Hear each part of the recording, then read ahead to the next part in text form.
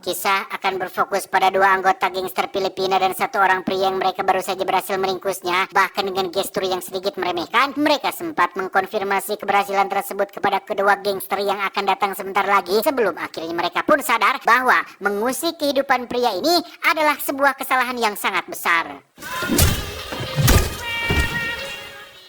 Dan ya, kecerobohan itu berimbas pula terhadap rombongan si ketua gangster, di mana tak ada sedikit pun celah untuk mereka bisa menghindar, kecuali pria yang dikenal dengan nama panggilan Bang Tampan itu pun langsung menghabisi mereka tanpa diberi ampun. 오랜만이다. 지금부터 이걸로.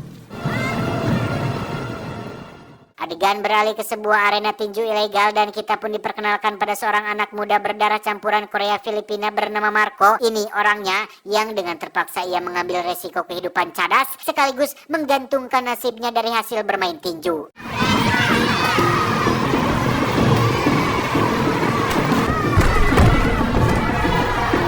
Bukan tanpa alasan, sisi kelam dari perceraian kedua orang tua Marco secara tidak langsung telah membuat masa depannya suram. Apalagi belakangan ini, dia yang berperan sebagai tulang punggung keluarga pun dituntut supaya mendapatkan uang banyak untuk biaya operasi ibunya.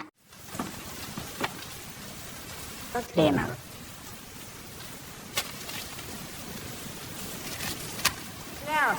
And take care yourself with that money. Terkait hal itu, esoknya Marco mendatangi sebuah panti tempat dulu ia dibesarkan yang pemiliknya bernama Kim. Ini orangnya, di mana untuk mengurangi beban pikiran itu Marco sangat mengharapkan uluran tangan dari sang ayah. Sampai-sampai ia nekat merogoh acis celengan agar Kim membayar orang Korea untuk mencari tahu keberadaan ayahnya saat ini. Ya. Sesaat setelah Marco berada di sebuah bar dan sempat mencoba peruntungan dengan ikut taruhan bola, seorang bule pun datang menghampirinya dengan tawaran satu posisi pada sebuah proyek perampokan dengan imbalan 10% yang dijanjikan sudah cukup untuk memenuhi keperluan biaya operasi ibunya tersebut. Do you have a job that might interest you? Get about mommy's mates, huh? Harapan memperoleh keuntungan secara instan pun kandas setelah pemilik bar mengabari Marco jika tim yang dibelanya kalah telak. Maka dari itu, Marco pun terpaksa menempuh alternatif kedua, yakni menyetujui tawaran si bule dan langsung beraksi seperti yang telah diperintahkan. Tapi tiba-tiba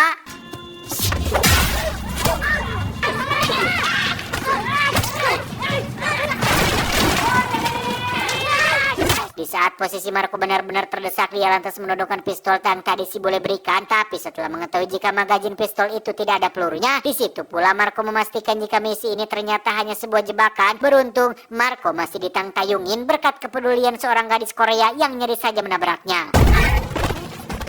일단 병원부터 먼저 가. Tak lama setelah Marco selesai diperiksa plus mendapat amplop panyecep dari gadis tadi, Kim memanggil Marco untuk mengembalikan duit pahit yang diberikan kemarin sekaligus menyampaikan kabar baik soal ayah Marco yang ternyata sedang mencarinya. Dan hal ini merupakan suatu keberuntungan di tengah kebiasaan pria-pria Korea yang mohon maaf kebanyakan suka cosleo saja. 내 아버지가 그냥 치마 뿌려놓고 태워버리면 그냥 그래가.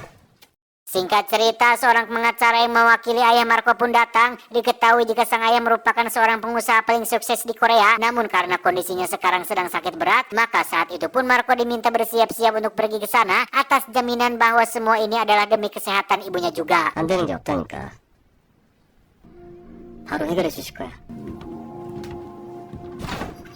Di sisi lain diperlihatkan postingan berita terkait skandal perebutan hak waris PT Alim Jong Group yang dalam hal ini tertuju pada seseorang bernama Han. Ini bebenguknya di mana Han yang berambisi menjadi asobah atas aset perusahaan tersebut tak ingin ayahnya mati dulu. Terlebih Marco yang merupakan anak bungsu dari keluarga ini masih sedang dalam perjalanan. 좋죠. Kembali pada Marco, di mana penerbangan pesawat kelas bisnis membuat dia yang terlihat dusun ini tak bisa tidur, apalagi ketika ia dikejutkan oleh kemunculan Bang Tampan yang tiba-tiba membisikkan terkait rencana terselubung di balik penjemputan dirinya. Namun Marco sama sekali tak merespon bisikan pria yang belum dikenalinya ini.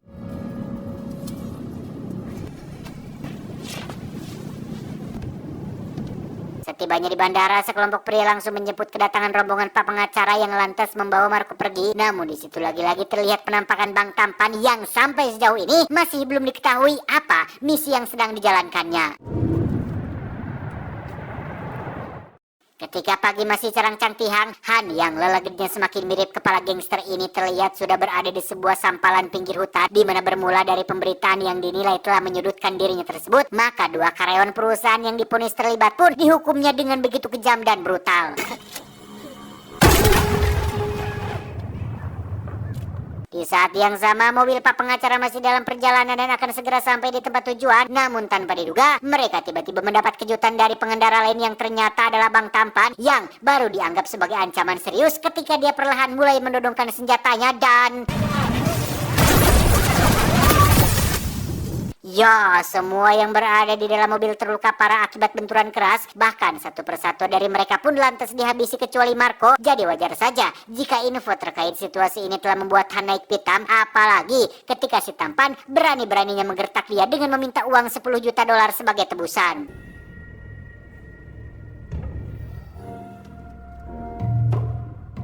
Di balik keheranan Marco tentang sosok Bang Tampan dan semua hal aneh yang telah dilakukannya, maka singkat saja dia mempertegas lagi apa yang dibisikannya semalam bahwa kepergian Marco ke Korea sejatinya adalah untuk dibunuh. Hal ini semakin menambah ketakutan Marco dan justru mengira dia adalah seorang psikopat. 괜히 벤치하는 게 아니야. 그 쉽지 않을걸? Dengan segenap tenaga yang masih tersisa, Marco terus berusaha lari dari kejaran Bang Tampan yang seperti tak mau membiarkannya lolos. Hingga pada suatu posisi di mana faktor kelelahan fisik telah membuat Bang Tampan hampir berhasil mendapatkan targetnya. Andai saja Marco tak berani mengambil keputusan nekat seperti ini.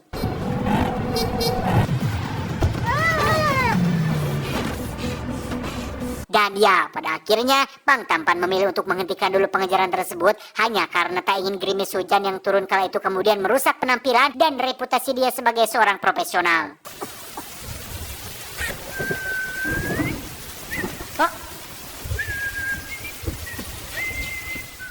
Di sisi lain masih terlihat raut wajah kekecewaan dari Han, namun terlepas dari situasi yang ada, dia tetap fokus dan optimis dengan apa yang telah direncanakan. Artinya, dia tetap harus bisa membawa Marco ke tempat ini walau bagaimanapun caranya. Sementara itu, Marco berusaha menghubungi kontak pada kartu nama yang pak pengacara berikan di awal, dan seorang wanita tak dikenal pun sempat merespon panggilannya, namun kedatangan Bang Tampan di sana memaksa Marco kembali turun ke jalan untuk melanjutkan pelarian.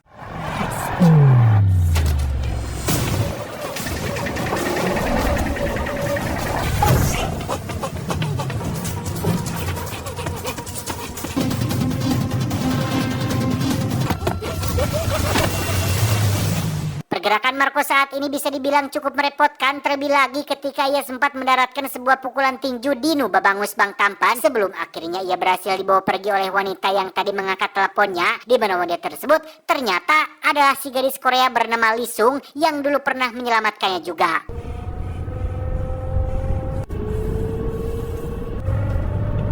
Secara tak sengaja di perjalanan, Lee Sung berpapasan dengan rombongan Han yang terkaget-kaget melihat Marco bersama orang yang justru bukan partner bisnisnya. Dan ketika baru saja mau tancap gas untuk berebut Marco, tiba-tiba Lee Sung membalikkan arah mobilnya sehingga kesempatan terbaik mereka pun diambil alih oleh Bang Tampan yang muncul belakangan.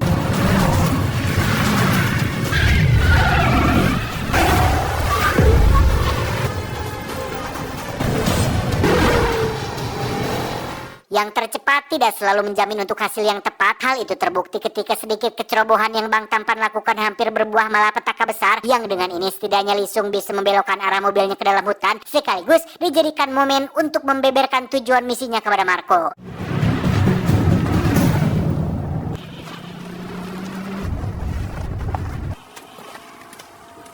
아버지는?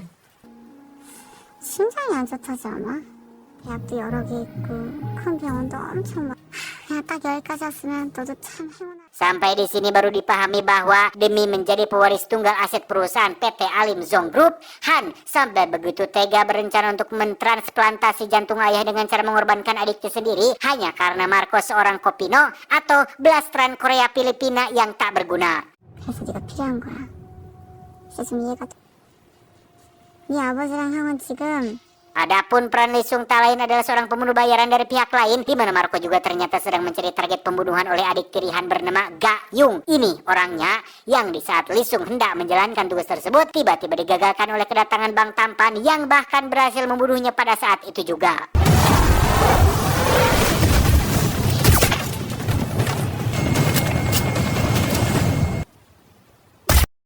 Di sisi lain, Marco berhasil kabur meski dengan kondisi kaki yang sudah mulai terpincang-pincang. Namun sungguh disayangkan, dia justru ditemukan oleh Han dan rombongannya. Dan yang tak habis pikir, Gayung yang merasa misinya telah gagal pun ikut menyambut kedatangan Marco dengan kalimat-kalimat penghinaan. 능력 좋아? 이 잡종 새끼 좀 이렇게 하나같이 내 인생에 들어오니 Tanpa buang-buang waktu lagi, Han langsung menginstruksikan para dokter bedah untuk bergerak cepat. Sementara Marco yang sudah paham dengan semua rencana ini seketika berontak. Dan setelah satu suntikan obat bius berhasil ditancapkan, maka praktek transplantasi jantung pun akhirnya dimulai. 9 jam waktu yang dibutuhkan cukup untuk Han beristirahat sejenak sambil menunggu prosesnya. Namun baru selang beberapa menit sejak tahap pembiusan, suasana di ruang operasi mendadak paciweh karena suntikan tadi seolah tak mempan untuk membius Marco. Yang ketika mereka hendak melakukan pembiusan ulang, tiba-tiba... Ya, salah satu dari petugas bedah ini ternyata adalah Bang Tampan yang diam-diam telah menukarkan obat pada pembiusan pertama. Sedangkan obat yang asli justru dia gunakan untuk menojos semua petugas yang ada di sana. Sampai tak ada seorang pun mereka yang berhasil lolos dari tojosannya.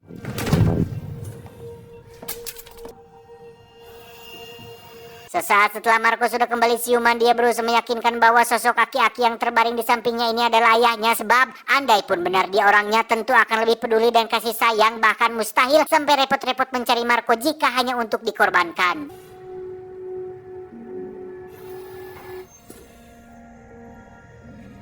Di sisi lain, ternyata Han sudah mengetahui situasi tersebut. Maka dengan kawalan puluhan anggota gengnya, dia langsung mendatangi ruangan operasi di mana Bang Tampan dan Marco masih berada di sana. Namun dengan satu trik cerdik yang diterapkan pada Bang Tampan, seketika Han terfokus pada keselamatan nyawa Marco, meski untuk mendapatkannya harus disertai uang tebusan.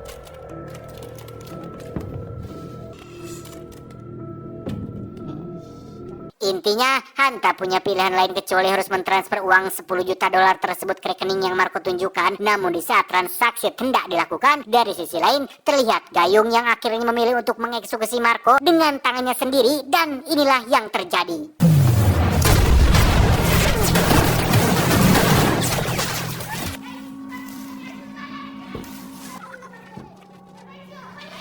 Ya, tak hanya Bang Tampan yang hampir nangis-nangis karena luka tembak di kakinya, melainkan ternyata ada satu peluru lagi yang juga menyasar ke tubuh si ayah dan membuat Han begitu murka. Beruntung dengan sigap Bang Tampan memposisikan Marco sebagai sandera, yang dengan situasi ini lagi-lagi Han mau tidak mau harus kembali melanjutkan transaksinya.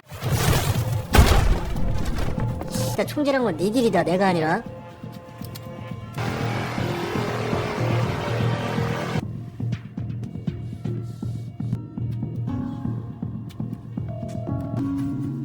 뭐야? 뭐? Alhasil uang 10 juta dolar pun selesai dikirimkan tanpa dianjuk sepeser pun, yang artinya Marco sudah menjadi milik Han seutuhnya. Tapi dibalik itu, rupanya Han akan mati berdiri jika harus kehilangan banyak uang dengan semudah itu. Maka semua anak buah pun disiapkan untuk menghabisi Bang Tampan saat itu juga. Stop. Puluhan gangster bersenjata tentu sudah lebih dari cukup untuk menghabisi Bang Tampan yang hanya seorang diri. Namun tidak semudah itu Ferguson, karena kalian belum nyaho jikalau Bang Tampan ini sebenarnya adalah seorang pembunuh profesional yang caduk mundur pantang menyerah dan... Mabangga!